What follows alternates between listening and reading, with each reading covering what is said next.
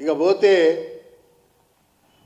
ఈ యొక్క జిహెచ్ఎంసి యొక్క పరిధి విస్తరణ అనేది హైదరాబాద్ ప్రజానికాన్ని మరింత అప్పుల పాలు చేయటం కొరకే విస్తరిస్తున్నట్టుగా ఉన్నదని చెప్పని మేము పేర్కొంటా ఉన్నాం.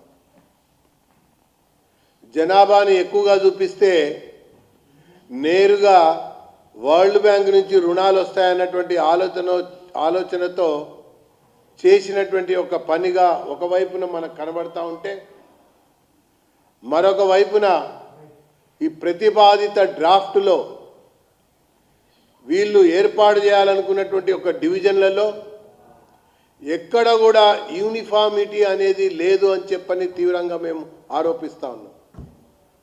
ఓల్డ్ సిటీలో ఉన్నటువంటి ఒక డివిజన్కి 15 నుంచి 20,000 ఓటర్లు ఉంటే, న్యూ సిటీలో ఉన్నటువంటి ఓటర్లకి డివిజన్కి 30 నుంచి 40,000 ఓటర్లు ఉంటే, కొత్తగా ప్రతిపాదించినటువంటి విలీనం చేసినటువంటి పురపాలక సంఘాలకు సంబంధించినటువంటి పరిధిలో ఉన్నటువంటి డివిజన్లలో 60, 70, 50,000 ఓట్ల వరకు చూపించడంలో ఆంతర్యం ఏంది, ఇది తప్పుల తడక కాదా అని చెప్పని బీజేపీ సూటిగా ప్రశ్నిస్తూ ఉంది.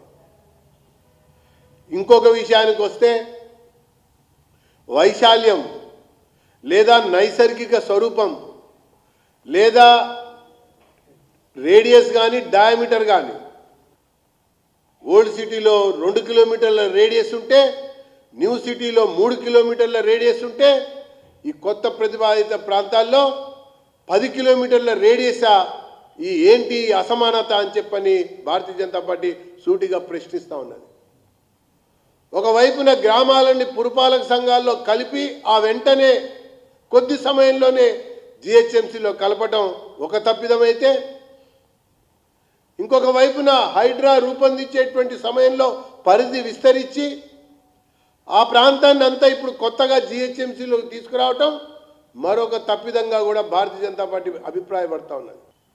ఈ కాంగ్రెస్ ప్రభుత్వం ఈ యొక్క జిహెచ్ఎంసీ కమిషన్ల కొరకు కాంట్రాక్టుల కోసం ఉన్నాము అన్నట్టుగా చాలా స్పష్టంగా వ్యవహరిస్తుందని చెప్పని మేము పేర్కొంటా ఉన్నాం. రాజకీయంగా కనుక చూసినట్టయితే మజ్లిస్ యొక్క ఒత్తిడికి తల ఒగ్గి ఓల్డ్ సిటీలో సంఖ్య పెంచడం, న్యూ సిటీలో అవకాశం కలిగించడం కొరకు విస్తరించడం,